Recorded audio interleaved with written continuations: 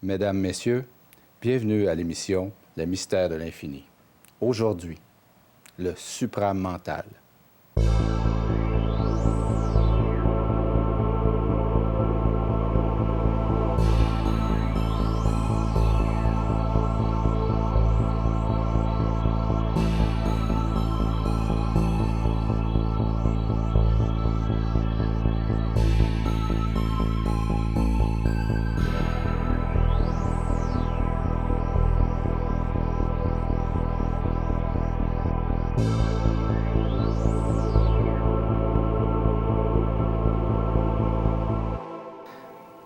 L'être humain a des ressources extraordinaires.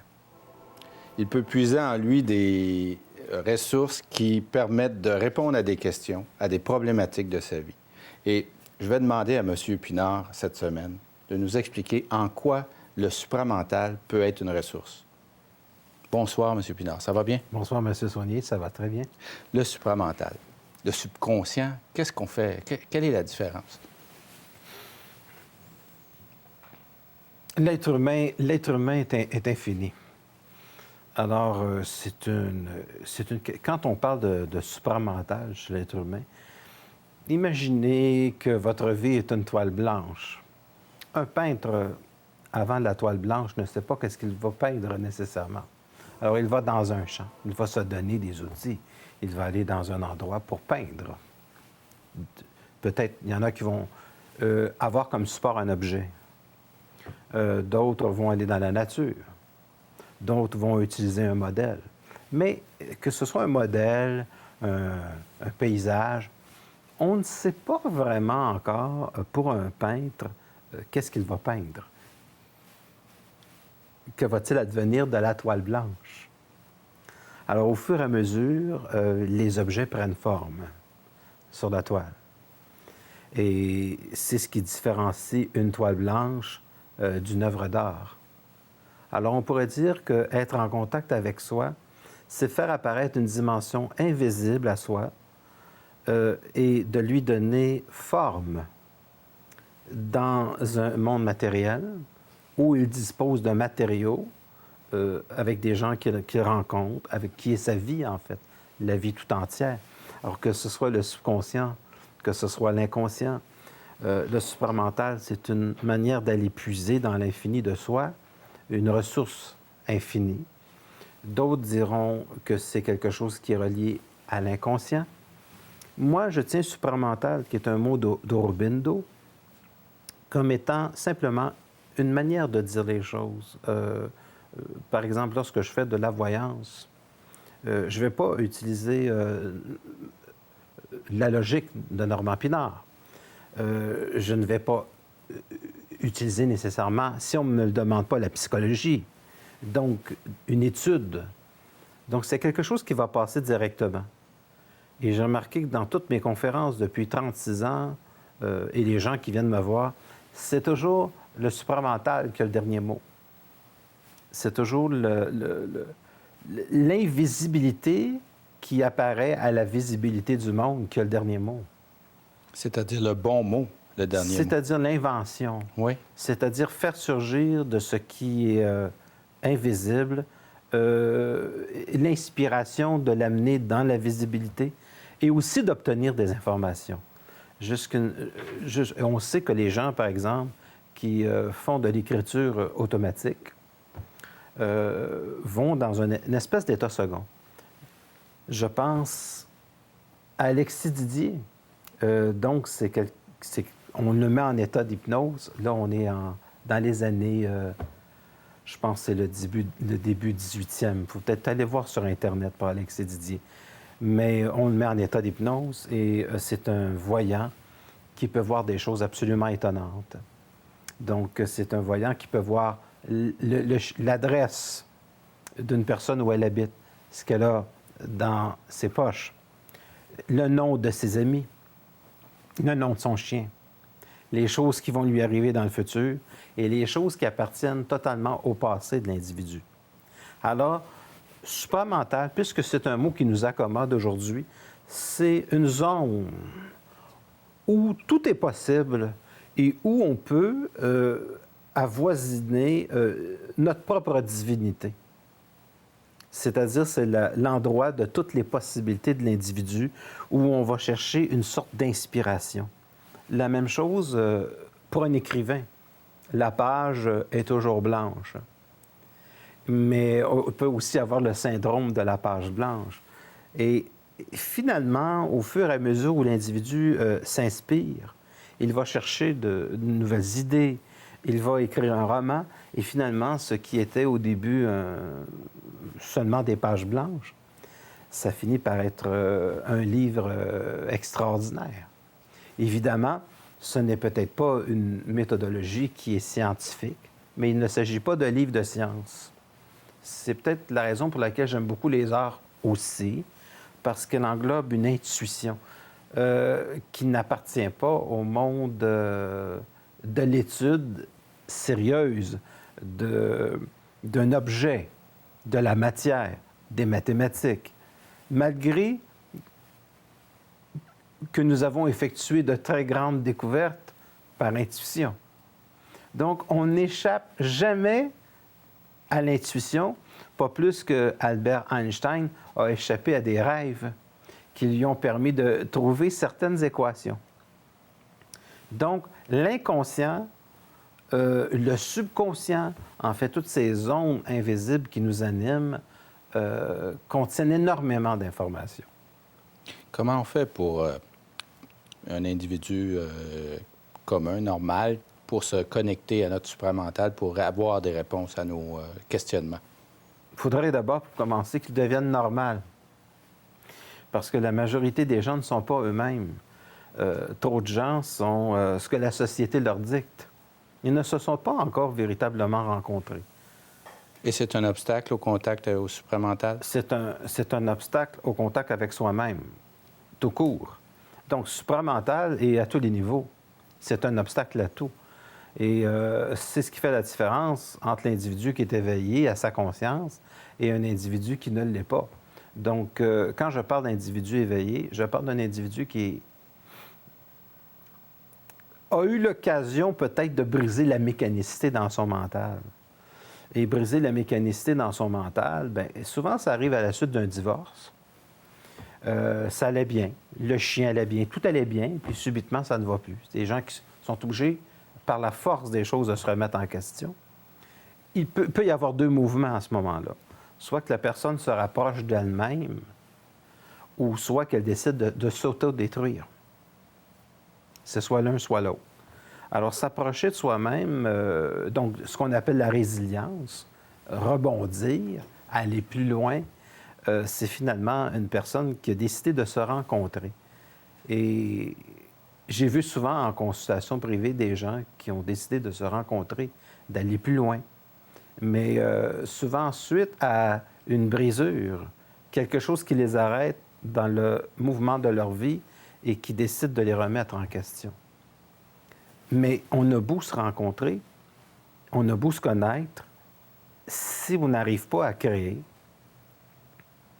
c'est ce que j'appelle en anglais là, d'avoir un output, aller vers le monde, donc créer quelque chose qui sort de notre être. Parce qu'on ne peut pas vivre que pour soi, on vit pour le monde aussi, on vit pour s'exprimer. Mais si je m'exprime, on s'exprime pour le monde. On ne peut pas vivre que pour soi. Donc, à partir du moment où un être est animé, il est animé en fonction aussi d'apporter quelque chose au monde. Donc, que ce soit le peintre, que ce soit l'écrivain, que ce soit l'artiste, mais même le scientifique, ce sont des gens qui sont faits pour apporter. Est-ce qu'on s'exprime pour s'expandre? Toujours. S'exprimer, c'est prendre toute sa place. S'exprimer, c'est de l'expansion, oui. Il y a aussi l'effet contraire, qui est l'implosion. Ce sont des individus qui s'écrasent sur eux-mêmes, qui vont commencer à se dire « je ne suis pas chanceux dans la vie, les choses ne fonctionnent pas ». À partir de ce moment-là, il s'installe une sorte d'auto-hypnose. La personne finit par croire qu'elle ne vaut rien. Elle finit par croire cette chose-là, et en devenant hypnotique, elle finit réellement par s'écraser sur elle-même. Alors, là, on est dans le mouvement contraire de l'expansion. C'est une sorte d'écrasement en soi, et la personne n'arrive plus à s'exprimer. Donc, c'est le contraire de l'expansion. Donc, la bonne nouvelle, c'est que si on peut devenir hypnotique en implosant, on peut s'auto-hypnotiser pour exploser. Oui. Je dirais que c'est une manière de voir les choses qui est très intéressante parce qu'en fait, l'auto-hypnose, pour moi, consiste à changer la perception. Donc, si on change la perception, le regard que l'on a sur soi, c'est sûr qu'à ce moment-là, ça devient quelque chose d'extraordinaire. Mais il faut définir autre chose concernant le supramental aussi. C'est qu'on le perçoit, le supramental, comme étant aussi être en contact avec d'autres plans. Donc, il y en a dans la théosophie qui ont utilisé le supramental ou le mot supramental, parce que c'est un mot qui est très vaste, pour communier ou communiquer avec d'autres plans. Il y a des gens, par exemple, qui communiquaient avec des morts, communiquaient avec l'au-delà, communiquer avec le double, communiquer. Mais pour moi, tout ça, ce sont des expressions pour dire communiquer profondément avec soi-même. Pourquoi être double? On y arrive parfaitement bien quand on est névrosé. Et pour moi, la conscience consiste à arrêter d'être divisé. Donc, pour moi, dans la conscience, il n'y a pas de double, il n'y a pas de plan dans la conscience. Dans la conscience, on est une seule et unique personne totalement cohérente avec soi-même. Donc, supramental, le venu d'ailleurs, le au-delà, le très lointain, l'extraterrestre de l'autre côté, avec lequel les gens sont en communication, j'ai une chose à leur dire, commencez par vous-même, ça va être une bonne chose. Allez vous calmer chez McDo, puis ça va être très intéressant, parce qu'ensuite, on peut communiquer avec le monde. Il y a des gens, moi, vous savez, il y a des gens qui sont venus me voir, ils me disent, j'aimerais beaucoup communiquer avec mon mari qui est mort. Et la première question que je suis toujours tenté à poser, j'ai dit, quel était le genre de communication que vous aviez avant? Je ne communiquais pas du tout avec mon mari. J'ai dit, maintenant qu'il est mort, vous voulez communiquer avec? J'ai dit, c'est très étrange. Est-ce que ça se peut que les plans que les gens, qu'on entend plusieurs théoriciens qui nous parlent des plans, des différents plans, est-ce que ça se peut que ça fasse partie de la créativité de l'homme, d'en avoir aussi inventé quelques plans qui sont peut-être de l'ordre du fantasme? Et donc... Bien, j'ai été élevé, moi, dans l'éducation religieuse chrétienne, où il y a le plan de Dieu, le plan des morts, le purgatoire. Je suis fatigué de tout ça, tous ces plans-là. Premièrement, il n'y a pas de plan parce qu'on peut avoisiner tous ces plans-là juste en se concentrant. Quand je fais des sorties hors corps, que je m'en vais dans un état second, ces plans-là sont à la portée du monde. Ce pas des plans, ce sont des choses qui sont là, qui avoisinent notre monde. Des dimensions, on pourrait appeler ça des dimensions différentes ou des dimensions... Même encore là, des dimensions sont des plans. Oui. Être dans un état de conscience consiste à enlever les dimensions pour faire un avec toute chose. Les plans disparaissent. Les plans disparaissent. Pour fusionner avec l'être. Faire un avec Dieu, oui. C'est pas créer des plans. Mais tant et aussi longtemps que la personnalité est divisée, elle se plante. Et puis là, on a des plans. Oui. Donc, il y a beaucoup de gens qui s'attachent à des plans parallèles ou d'autres plans comme étant des réalités auxquelles ils voudraient appartenir plutôt que d'appartenir à eux-mêmes. Exactement. Exactement. Il y a des gens qui s'intéressent à un au-delà parce qu'ils ne sont pas capables d'être au-delà d'eux-mêmes dans le moment présent. C'est-à-dire qu'ils n'arrivent pas à se combler d'une manière qui est totale, qui est parfaite, à trouver une certaine sérénité, où on s'aperçoit qu'on englobe toute chose et qu'on est... En fait, ressentir la sérénité, c'est ressentir au-delà des plans, parce qu'on vient de les abolir. On abolit, en fait, les plans. Et les gens, à ce moment-là, vont comprendre, oui, il y a des gens qui prennent beaucoup plaisir à dire, je vais lire des livres sur les morts, puis je vais être en communication avec des morts. C'est pas nécessaire d'être en communication avec des morts. Premièrement, lorsqu'on on rêve la nuit, on peut être visité par le plan de la mort. Et être conscient, pour moi, consiste à savoir que l'on rêve la nuit à des morts et à savoir qu'ils sont morts. Parce que si vous rêvez à quelqu'un qui est mort la nuit et que vous ne savez pas qu'il est mort, il domine. Si vous dormez la nuit et que vous rêvez à un mort et que vous savez qu'il est mort, vous le dominez. À ce moment-là, on n'entre pas dans votre tête pour faire ce que l'on veut. Et ça, c'est le problème avec la race. Présentement, c'est que la race actuelle humaine est dominée par toutes sortes de forces occultes, y compris les morts, y compris encore des plans parallèles, parce que l'homme n'a pas intégré dans toute sa conscience l'immensité de l'univers dans lequel il vit. Et une des premières choses qu'on devra apprendre à un moment donné, c'est pouvoir savoir que lorsque l'on dort, que l'on doit maîtriser ses rêves. Non pas l'inconscient collectif qui nous domine, non pas l'au-delà qui nous domine, mais ramener tout ce qui est au-delà ici-bas. Mais on peut dormir sans se souvenir d'aucun rêve parce qu'on veut vraiment se reposer et donc laisser notre esprit rêver à ce que l'on doit rêver, non? Lorsque l'on dort la nuit, on ne nous laisse jamais nous reposer. On ne se repose pas vraiment? Jamais. Est-ce qu'on se reconstruit dans un sens? On se reconstruit physiquement et psychologiquement à un certain niveau, mais il y a des interférences.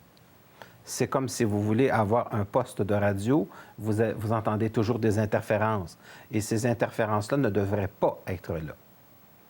Parce que ce sont des interférences qui appartiennent à un inconscient collectif sur la temporalité. C'est-à-dire que vous pouvez avoir des interférences qui viennent de d'autres civilisations. Vous pouvez avoir des interférences qui sont là depuis l'aube de l'humanité. Et ce sont des interférences qui vont jouer le jour parce que lorsque vous vous réveillez, vous amenez les interférences dans le réel. Et si vous me demandez pourquoi la société est si mal foutue, c'est parce qu'il y a des interférences dans la réalité. Et c'est la raison que, malgré la grande technologie que nous avons aujourd'hui, nous n'avons pas de technologie de l'être. Nous n'avons pas de technologie de l'esprit. On a une technologie scientifique qui est bien, qui n'est pas fantastique, qui est bien. On aura une technologie scientifique quand on pourra arrêter le processus de la mort, ça va devenir intéressant. Ça va commencer à devenir intéressant. Pour l'instant, on a une bonne technologie cardiaque. J'ai beaucoup de respect pour les cardiologues. On a une bonne technologie dans certains plans de la médecine. L'électronique, des grosses compagnies comme Apple, ses produits qui ont été extraordinaires, les grosses compagnies ont une certaine technologie, mais ce n'est pas parce qu'on a une certaine technologie que l'homme est plus heureux.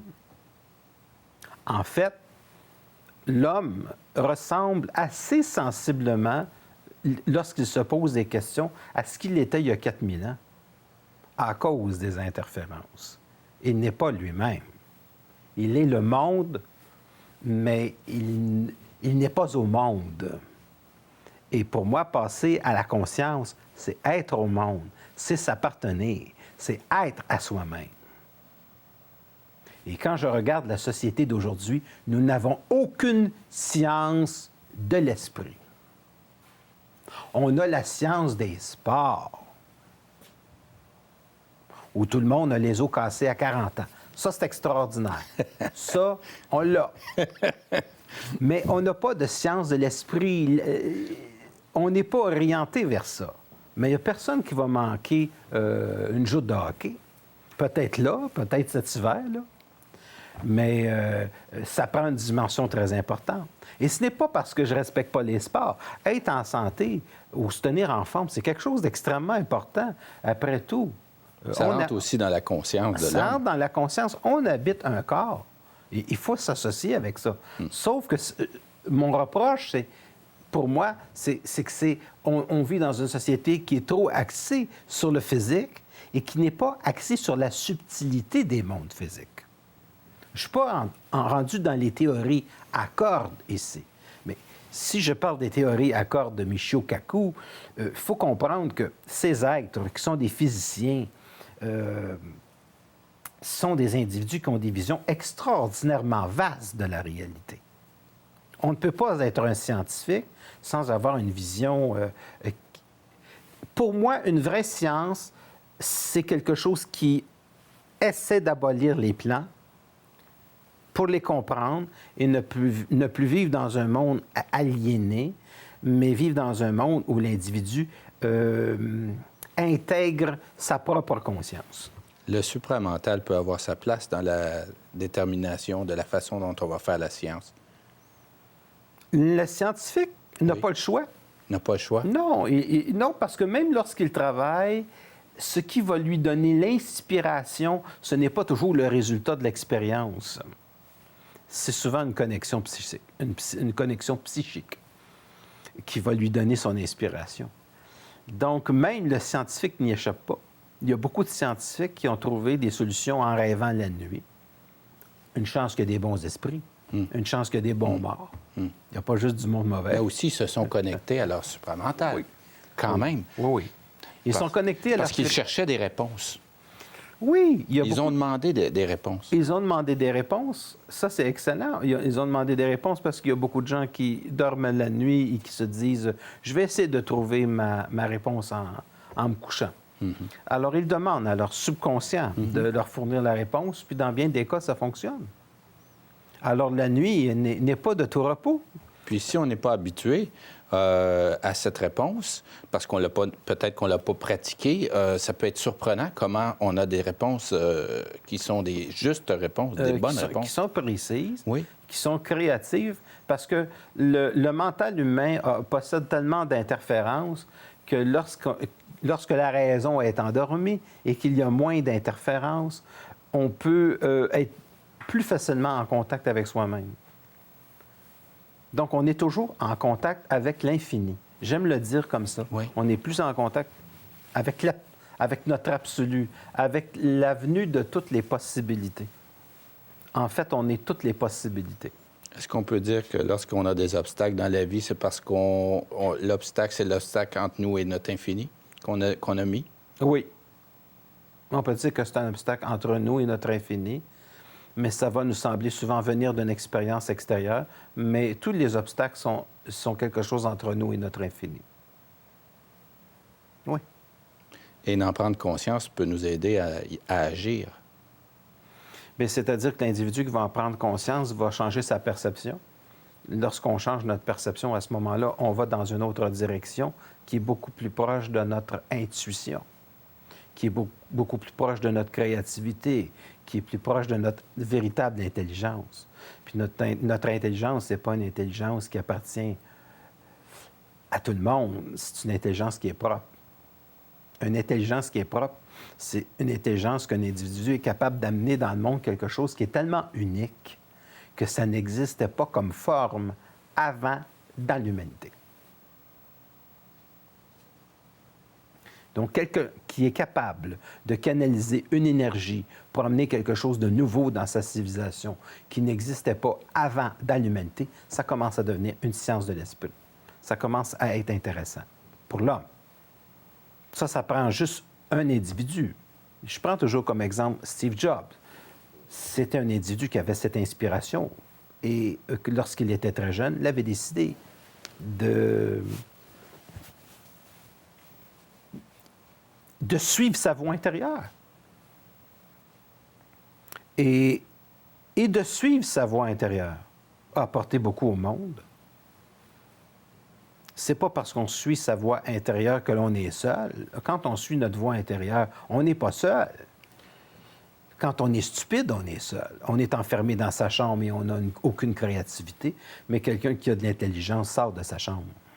Mais pour ceux qui ont lu la biographie de Steve Jobs, même s'il a suivi sa voie intérieure, il a rencontré beaucoup d'obstacles à cette manifestation et cette expansion de lui-même. N'importe quel individu qui entre dans sa conscience va n'en rencontrer que des obstacles. J'ai rencontré des obstacles toute ma vie, ça ne m'a pas empêché de faire ce que je suis. Ça ne m'a pas empêché d'être. C'est normal de rencontrer des obstacles. Mais vous avez beau rencontrer des obstacles, je tiens à vous dire ceci, quand vous faites partie d'une vie où la conscience est totale, vous êtes aidé par d'autres forces. Vous n'êtes pas seul. On est aidé par des forces qui sont encore beaucoup plus puissantes, qui peuvent appartenir au subconscient, à l'inconscient ou à l'infini. On porte l'univers en soi. Et quand on va dans le sens de notre univers intérieur, je peux vous dire une chose, on n'est pas seul. Monsieur Pinard, on est déjà presque à la fin de notre émission. Il reste à peu près 2 minutes. Je me sentais au début de ma vie. Et nous ne faisons que commencer. Et c'est pour ça que nous allons continuer d'autres émissions. Et j'invite d'ailleurs les auditeurs à vous envoyer des questions. S'ils ont des questions, nous allons les regarder ensemble. Nous allons voir dans quelle mesure nous pourrons répondre à ces questions qui, en général, peuvent être répondues dans nos émissions puisque nous sommes là pour expliquer les choses. N'est-ce pas, M. Pinard? Je fais mon possible. Donc, les gens peuvent d'ailleurs vous contacter. Oui, normandpinard.com. Qui est votre site Web. Le Web, c'est quelque chose d'extraordinaire. Oui. Et, ou à mon numéro de téléphone, qui est le 514-254-5919. Ils peuvent vous envoyer facilement des courriels. Votre adresse de courriel est sur votre site, mais vous pouvez aussi nous la donner. L'adresse de courriel, c'est pinard, comme le vin, .n, @videotron.ca. Alors, donc, on ne se gêne jamais pour vous contacter, n'est-ce pas, M. Pinard? Ben là où il y a de la gêne, il n'y a pas de plaisir. Exactement. Alors, mesdames, messieurs, nous allons avoir la semaine prochaine d'autres sujets passionnants, mais notamment, nous allons discuter de l'amour. Alors, c'est un sujet qui touche beaucoup de gens et probablement le monde entier. C'est pourquoi ce sujet qui est infini sera discuté à l'émission Le mystère de l'infini. Je vous remercie, M. Pinard, et puis à la prochaine. Le plaisir est pour moi, M. Saunier.